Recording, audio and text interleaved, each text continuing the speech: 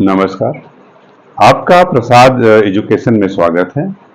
आज हम आपको पौराणिक विवाह के बारे में थोड़ी सी चर्चा करेंगे इसमें कि हमारे साहित्य में और भारत के वैदिक साहित्यों में जैसा कि देखने को मिला है, उसके अध्ययन के बाद हमें यह ज्ञात हुआ है कि वहां पे शादी जो है कितने प्रकार की होती है।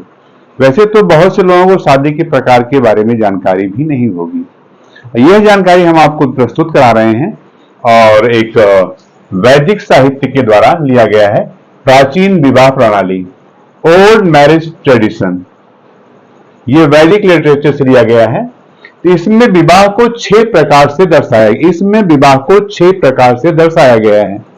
तो सबसे पहले आपको यहां बताया गया है ब्रह्म विवाह। ब्रह्म विवाह में क्या किया गया है कि माता पिता के द्वारा वर खोजकर उससे अपनी पुत्री के विवाह कराने की प्रक्रिया को हम लोग ब्रह्म विवाह कहते हैं। इसको लोग सर्वश्रेष्ठ मानते हैं। अब आता है दूसरे नंबर का देव विवाह। देव विवाह में जो यज्ञ करता होता है यानी पुरोहित, यानी जो पूजा पाठ करते हैं, अगर हम उनसे अपनी पुत्री की शादी करते हैं तो उसे हम लोग देव विवाह कहते हैं।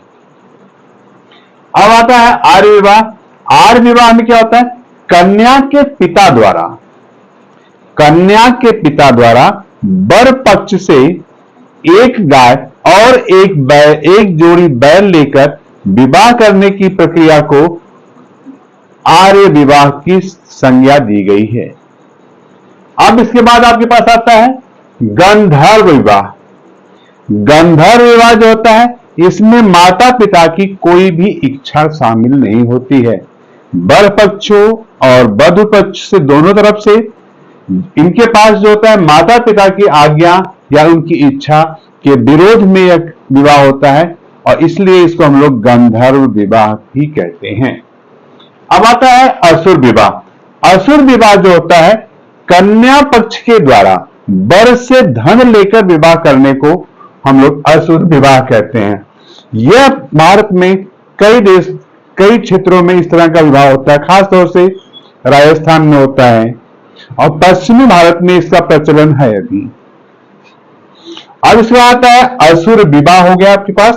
अब आता है राक्षस विवाह। राक्षस विवाह जो होता है, हमेशा बल प्रयोग किया गया विवाह को हम लोग राक्षस विवाह कहते हैं। इस तरह से हमारे वैदिक साहित्य में विवाह को 6 प्रकार में बांटा गया है और उसे हर प्रकार के बारे में इस तरह से विश्लेषण किया गया है।